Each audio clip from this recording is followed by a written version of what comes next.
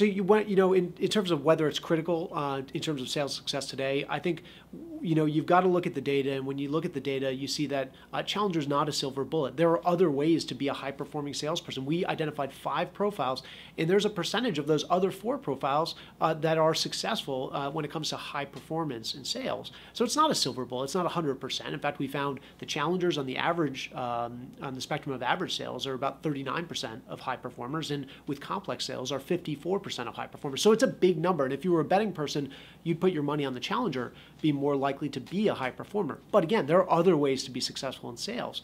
So is it critical? We think that thinking about your posture moving forward with the customer, especially as customers are out there learning on their own, you've got to be able to bring insight to the table, because we know when we go out and ask customers what they're looking for from a supplier that they do business with, the number one thing they're looking for is insight from the salespeople they interact with. They don't want the sort of show up and throw up, pardon the expression, approach to sales. They don't want salespeople to show up and talk about their companies and their mission and values and the features and benefits of their products and solutions. Nor do they want them to show up and ask open-ended questions. What's keeping you up at night? What are your objectives? What's going to get you fired or promoted this year? In a world where customers learn on their own, that kind of delivery, that kind of conversation delivers little to no value to the customer. So in today's world, what customers really want, in a world where they learn on their own, what they really want to know is the thing that they missed. They want that insight they overlooked, the thing that's around the corner that they don't see right now, and they rely on salespeople to be their window into the outside world. So rather than asking the customer what's keeping you up at night, what we should be thinking about as salespeople is telling the customer what should be keeping you up at night.